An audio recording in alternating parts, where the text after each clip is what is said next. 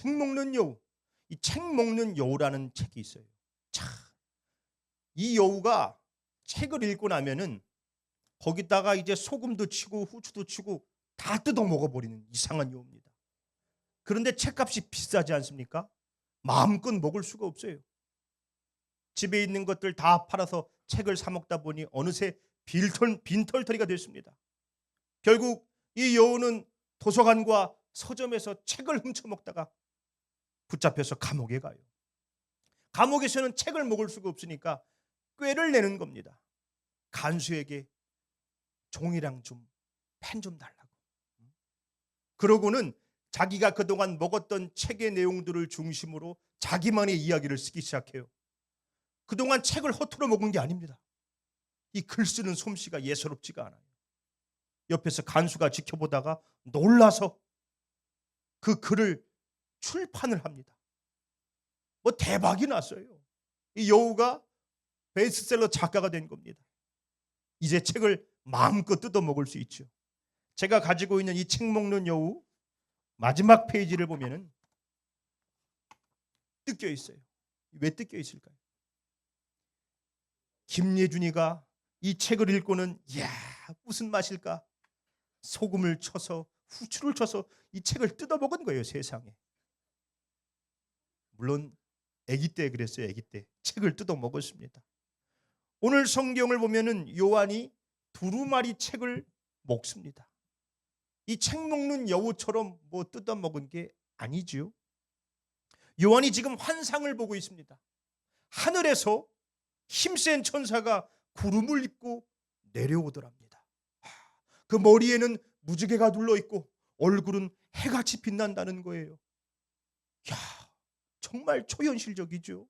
그리고 이 천사가 얼마나 큰지 오른발은 바다를 밟고 있고 왼발은 땅을 밟고 있답니다. 발은 무슨 불기둥 같대요. 그의 손 위에는 작은 두루마리가 펼쳐져 있습니다. 그가 소리를 내자 무슨 사자가 으르렁거리는 소리처럼 커다란 소리가 울려 퍼지고 일곱 천둥도 함께 소리내며 화답했다는 거예요. 감히 상상도 할 수 없는 어마어마한 광경이지요.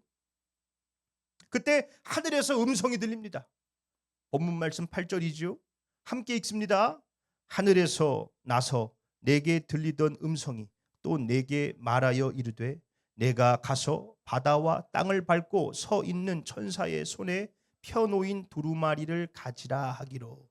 지금 저 힘센 천사 앞으로 가서 두루마리를 말씀을 받으라는 거예요. 얼마나 두렵고 떨립니까? 하나님의 말씀을 받는다는 게 그런 거예요. 두렵고 떨림으로 말씀 앞으로 나아가서 말씀을 받는 것입니다. 주님은 가만히 앉아있는 사람들에게 말씀을 주시는 게 아닙니다. 말씀은 가만히 앉아서 눈으로 읽고 귀로 듣는 것이 아닙니다. 말씀을 가지신 분, 그 하나님 앞으로 가서 말씀을 받아야 된다는 것이지요. 의지적인 행동이지요. 지금도 우리가 말씀을 듣고 있습니다. 그냥 앉아서 오늘은 뭐라고 하나? 빨리 끝났으면 좋겠다. 이따가 뭐 해먹나? 그런 수동적인 태도로는 말씀을 만날 수가 없습니다. 하나님의 말씀은 거저 주어지는 것이 아닙니다. 황지우 시인은 너를 기다리는 동안이라는 시에서 너를 기다리는 동안 나도 너에게 간다고 했습니다. 그렇지요. 그 사람을 기다리면서 어느덧 우리들의 마음도 그 사람에게 가 있죠.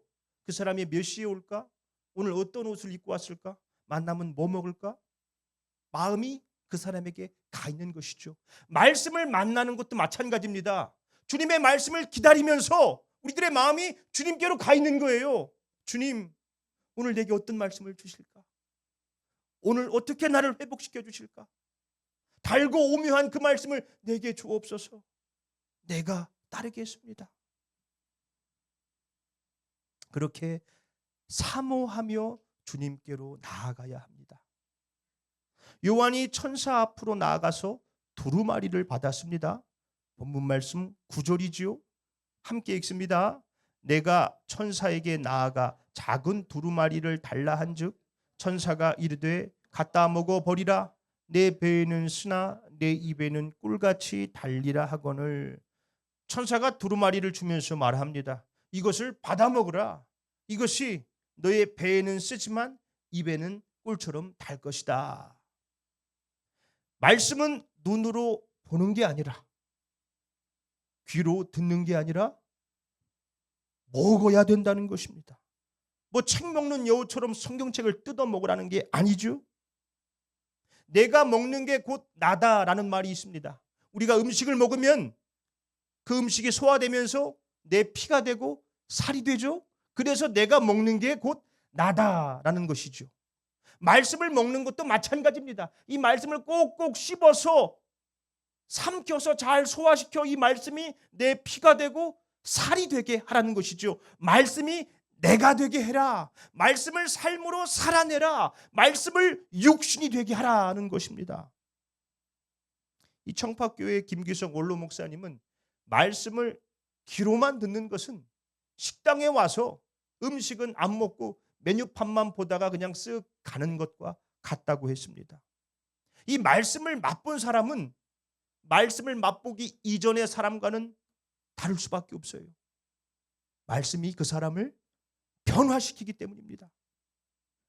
자, 그런데 이 말씀이 어떠하다는 것입니까? 입에는 단데 배에는 쓰다 하는 거예요. 하나님의 말씀은 우리를 어떻게 살아야 할지 인도하십니다. 분명히 보여주세요. 그래서 처음에는 맞장구가 쳐지죠. 그래, 그렇게 살아야지. 한 번뿐인 인생, 주님을 위해 살아야지. 때로는 그 말씀이 우리를 찌르기도 합니다. 하나님의 말씀은 활력이 있어서 좌우의 날선 어떠한 검보다도 예리하죠. 우리의 영과 혼과 및 관절과 골수를 찔러 쪼개기까지 합니다. 우리의 마음의 생각과 뜻을 판단하죠. 그래서 때로는 아파요. 아휴, 내가 이렇게 살면 안 되는데, 이 주님의 뜻이 아닌데 납득이 되지요. 그래, 이거 다 내 욕심이지 않나. 내려놓자. 회개하자. 그래서 말씀이 입에는 달다는 거예요. 그런데 그 말씀을 먹어서 내 삶으로 옮기는 것은 참 씁니다. 내려놓아야지. 이건 쉬워요. 진짜 내려놓는 게 힘든 것이죠. 용서해야지, 사랑해야지, 헌신해야지, 해야지는 괜찮습니다. 해야지는. 진짜 실천하는 게 어려운 것이죠. 백날 해야지만 하면 무슨 소용이 있겠습니까? 말씀을 꼭꼭 씹어 삼켜 소화시켜 내 삶으로 살아내는 게 참 괴롭습니다. 그러니 어떻게 하는 겁니까? 말씀을 씹다가 단맛이 빠지면은 삼키지 않고 뱉어내는 거예요. 말씀의 단맛만 느끼고 삶으로는 살지 않겠다는 것입니다. 음식물을 씹지도 않고 삼키지도 않고 뱉어버리는 사람이 어떻게 건강할 수 있습니까? 영적으로 병이 드는 것이죠. 비록 우리 배에는 쓰지만 그 쓴맛이야말로 우리를 살려내는 양약이 되는 것입니다. 신대원 다닐 때 이 한완상 전 통일부 장관이 오셔가지고 간증을 한 적이 있습니다. 1980년대 이 신군부에 의해서 중앙정보부로 끌려갔답니다. 그 당시 이 중종 지하실은 고문당하는 사람들의 신음소리로 가득했대요. 얼마나 끔찍해요. 그래도 자기는 서울대학교 교수라고 고문을 받지는 않았답니다. 그때 옆방에 같이 민주화 운동을 하다가 끌려온 목사님이 계셨대요. 고문을 얼마나 심하게 하는지 그 목사님의 얼굴이 점점 흑빛이 되어가는 겁니다.